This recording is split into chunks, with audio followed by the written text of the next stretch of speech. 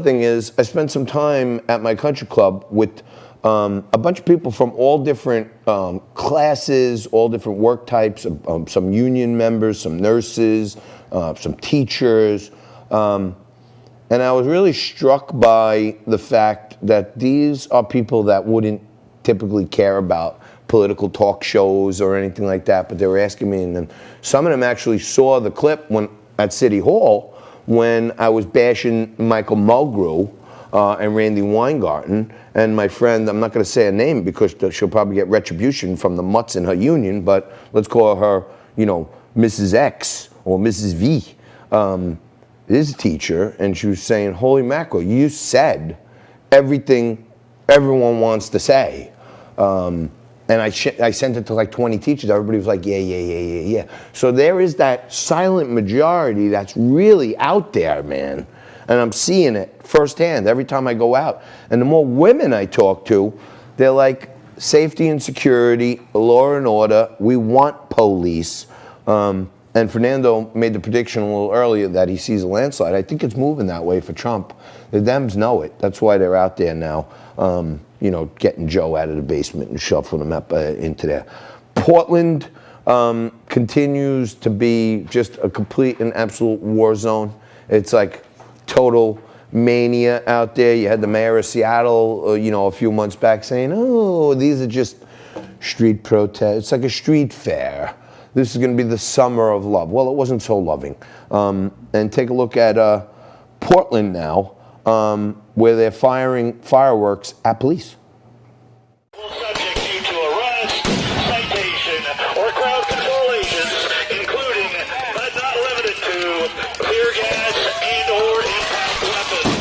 Leave the area immediately by traveling to the east.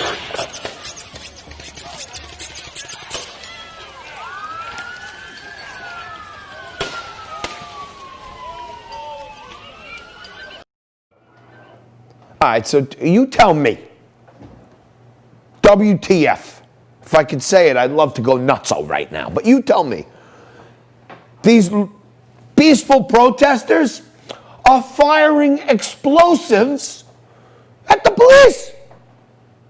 If I went to one of my neighbor's house and knocked on the door, and then when he opened the door, I took a Roman candle and shot him with it, I'd go to jail for shooting a civilian. Fireworks are explosives, okay? They're shooting rockets, mortars that like go up and shoot, these big giant things. They're shooting them at the police, and nobody's doing anything. It's really getting out of control.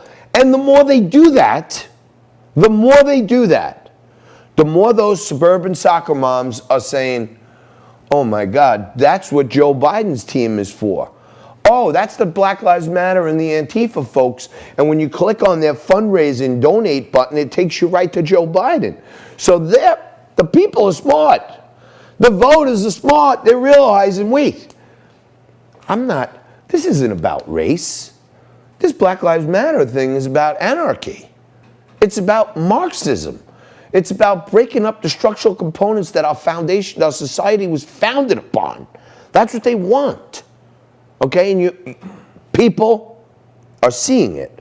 And Dana White came out over the weekend. The founder of the UFC came out and he was asking the leadership of Iran to spare the life of supposed great Iranian wrestler. And Donald Trump even weighed in and said, hey, we're asking you a favor, don't kill this guy because he had some peaceful protest. But then, others from the UFC start weighing in on this stuff. And take a look at this.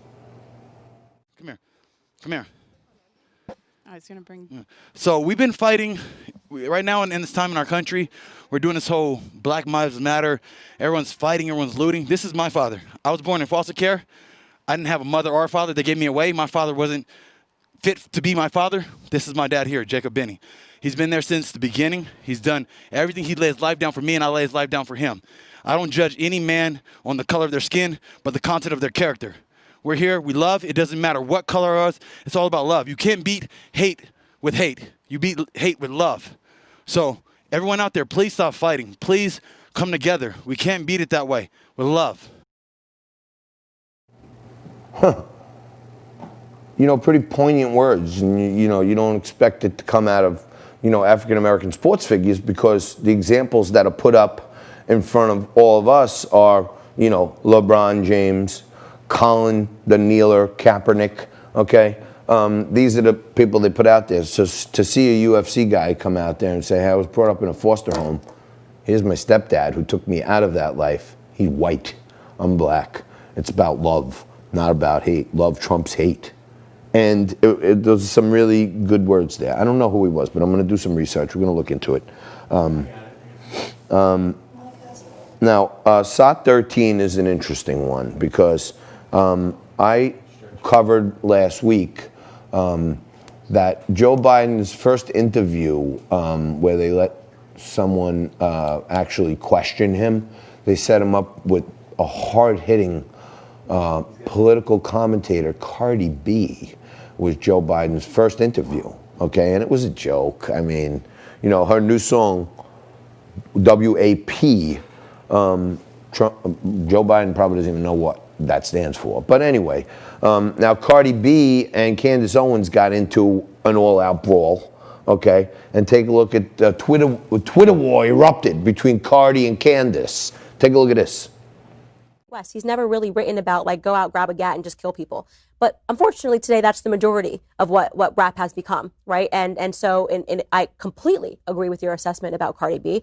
It is one of the biggest insults. If Black Americans are not insulted by the fact that Joe Biden, who has been hiding in his basement, for the entire year, made an appearance and came out because he was going to do an interview with Cardi B. Do we have nothing better to offer? I mean, this would be akin to Donald Trump saying, I'm going to give no interviews, but he came up and he decided to give an interview to Justin Bieber. Right? I mean, Justin Bieber, I'm sorry. I know you're a Christian man. I don't even want to put you in the same boat as Cardi B.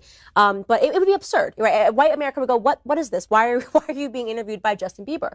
And it's because you're pandering, right? You're pandering. You look at Cardi B's Instagram, you see she has millions of followers, and you think, okay, this is an illiterate person. And if I appeal to this illiterate person and she does, like she literally did in the middle of this interview, they think she's cool, she's hip just by sitting here and taking this interview, Black people will vote for me. It's basically saying, Black people, you are stupid, you are dumb, and you're so foolish. I mean, do you think, what if she just said in the middle of the interview, Joe Biden, can you name one Cardi B album? I saw Cardi B came back at her, and here's Candace attacking how very Democrat of you. While I have you, did you know the party has supported the slaughter of over 18 million black babies since 1973?